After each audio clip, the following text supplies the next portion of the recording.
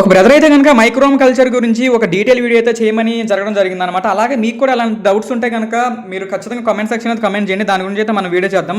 First అయితే మీకు ఎన్ని బ్రెడ్స్ కావాలో అన్ని బ్రెడ్స్ అయితే తీసుకొని మాక్సిమం 2 అయితే చాలన్నమాట. తర్వాత మనం కావాలంటే ఎక్స్టెండ్ చేసుకోవచ్చు. తర్వాత సైడ్స్ ఉన్న బ్రౌన్ కలర్ అయితే మొత్తం రిమూవ్ చేసి మీకు ఎంత సాధ్యమైతే గనుక అంత పొడిగా అయితే చేసుకోవాలి.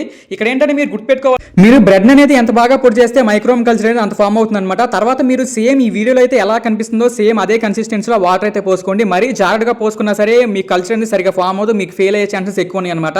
సేమ్ ఇలా ముద్దలాగా అయ్యేలాగా మీరు వాటర్ పోసుకున్న జాగ్రత్తగా మీరు అలా చేసుకోండి, అప్పుడు బాగా ఫామ్ అవుతుంది. తర్వాత మీరు నేనైతే నాకు గ్లాస్ కంటైనర్ అనేది అవైలబుల్ ఉంది కాబట్టి అదైతే తీసుకున్నాను అనమాట. మీరు ప్లాస్టిక్ ఉన్నా సరే ప్లాస్టిక్ అయితే తీసుకోవచ్చు. తర్వాత నా దగ్గర ఉన్న కల్చర్ తీసి దీంట్లో అయితే నేను ఇలా వేస్తున్నాను అనమాట. వేసి దీన్ని బాగా కలుపుకోవాలి. మీరు ఎంత బాగా కలుపుకుంటే ఆ కల్చర్స్ అనేది చాలా బాగా ఫామ్ అవుతుంది. తర్వాత వెంటిలేషన్ కోసం అయితే మీరు ఇలా హోల్స్ అయితే పెట్టుకోవాలన్నమాట. దీనిపైన నాకు ఏం లేదు కాబట్టి నేనైతే కవర్ అయితే యాడ్ చేసుకొని తీసి పెట్టి అయితే దీని అయితే ఇలా బెజ్జాలు పెట్టుకున్నాను అనమాట. వెంటిలేషన్ అనేది చాలా ఇంపార్టెంట్.